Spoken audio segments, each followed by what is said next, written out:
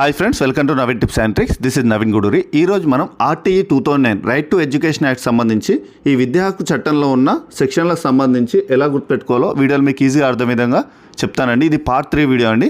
ఇంతకుముందు ఎవరైనా part 1 part 2 video చూడని వాళ్ళంటే పార్ట్ 1 పార్ట్ 2 వీడియో చూడండి. మొత్తం టోటల్గా 38 సెక్షన్లు ఉంటాయి. ఈ 38 సెక్షన్లకు సంబంధించి మీకు పార్ట్ 1 పార్ట్ 2 వీడియోలో 29 సెక్షన్ల వరకు చెప్పడం జరిగింది.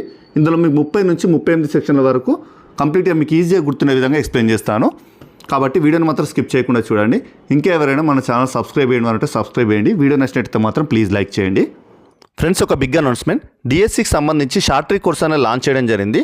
ఈ కోర్స్ లాంచ్ చేసిన సందర్భంగా భారీ ఆఫర్స్ అనేది ఇదివరకు ఎప్పుడు పెట్టని విధంగా భారీ ఆఫర్స్ అనేది పెట్టడం జరిగింది. ఈ కోర్సుకు సంబంధించి ఈ ఆఫర్స్ అనేది కేవలం ఒక్కరోజు మాత్రమే ఉంటాయండి. ఈ ఆఫర్స్ అనేది సద్వినియోగం చేసుకోండి. యాప్ లింక్ వీడియో కింద డిస్క్రిప్షన్లో పెడతాను. కరెంట్ అఫైర్స్ సంబంధించి లేటెస్ట్ కరెంట్ అఫైర్స్, ముఖ్యంగా జనవరి నుంచి మే వరకు గల 5 నెలల లేటెస్ట్ కరెంట్ అఫైర్స్ 2024 గాను ఈ కోర్స్ అనేది పీడిఎఫ్ కోర్స్ అనేది పూర్తిగా యాప్లో ఉచితంగా పెట్టడం జరిగింది. ఇంకెవరైనా మన యాప్ డౌన్లోడ్ చేసుకున్నారంటే యాప్ లింక్ కింద డిస్క్రిప్షన్లో వీడియో కింద డిస్క్రిప్షన్లో పెట్టడం జరుగుతుంది. అదేవిధంగా ప్లేస్టోర్లో నవీన్ టిప్స్ అండ్ ట్రిక్స్ అని టైప్ చేసినా మీకు లోగోతో కనిపిస్తుంది. అలానైనా యాప్ డౌన్లోడ్ చేసుకొని కోర్స్ అనేది తీసుకోండి. ఓకేనండి, ఇక మనం టాపిక్లోకి వస్తే సెక్షన్ 30 ఏం తెలియజేస్తుంది? ప్రాథమిక విద్య పూర్తయిన వెంటనే ధృవీకరణ పత్రం ఇవ్వాలి.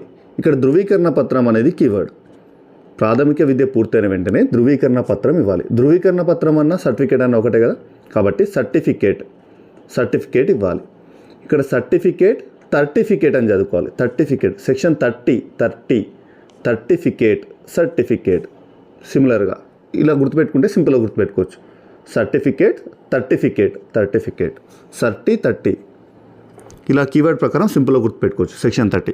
నెక్స్ట్ సెక్షన్ 31 నుంచి 38 వరకు, లాస్ట్ 38 వరకు ఉంటాయి సెక్షన్లు. ఈ సెక్షన్ 31 నుంచి 38 వరకు మీకు ఒక చిన్న స్టోరీ బిల్డింగ్ టెక్నిక్ చెప్తాను. దాని ప్రకారం మీకు ఆర్డర్ వైజ్గా 31 నుంచి 38 వరకు సింపుల్గా గుర్తుపెట్టుకోవచ్చు. ఎందుకంటే 31 నుండి స్టార్ట్ అవుతుంది కాబట్టి ఈ 30 సిరీస్లో ఫస్ట్ స్టార్టింగ్ నెంబర్ 1 కాబట్టి ఈ 1 నుంచి లాస్ట్ మనకి ఎండింగ్ 38 వరకు మొత్తం 38 సెక్షన్లు కాబట్టి ఈ ఆర్డర్ వైజ్ 32, 33, 34 ఇలా మీకు 31 నుంచి 38 వరకు సింపుల్గా ఒకే స్టోరీ బిల్డింగ్ టెక్నిక్ ద్వారా గుర్తుపెట్టుకోవచ్చు.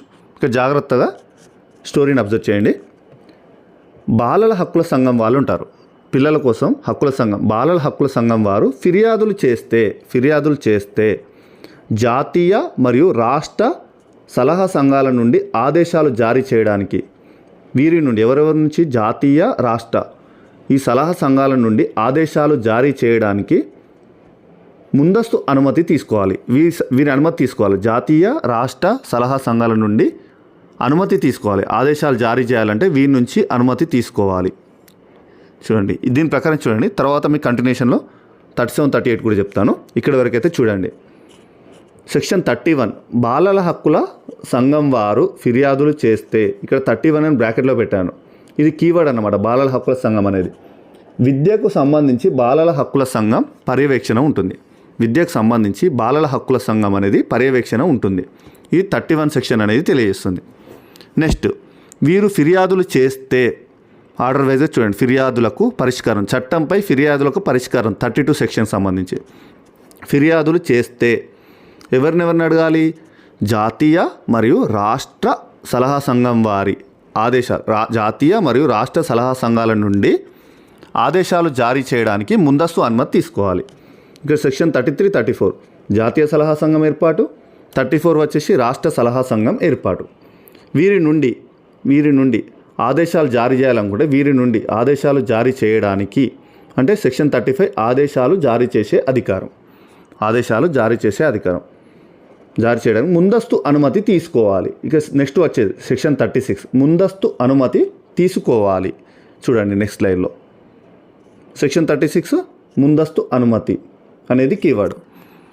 దీని ప్రకారం ఏంటి అంటే నేర నిరూపణకి ముందస్తు అనుమతి ఇచ్చిన తర్వాతే ప్రాసిక్యూషన్ అనేది చేపట్టాలని సెక్షన్ 36 తెలియజేస్తుంది. ఓకేనా, ఇక్కడ వరకు అయిపోయింది. ముందస్తు అనుమతి తీసుకోవాలి. కంటిన్యూషన్ స్టోరీ చూడండి. ఆ తరువాతే ఏదైనా చర్యలు చేపట్టాలంటే సదుద్దేశంతో చర్యలు చేపట్టాలి.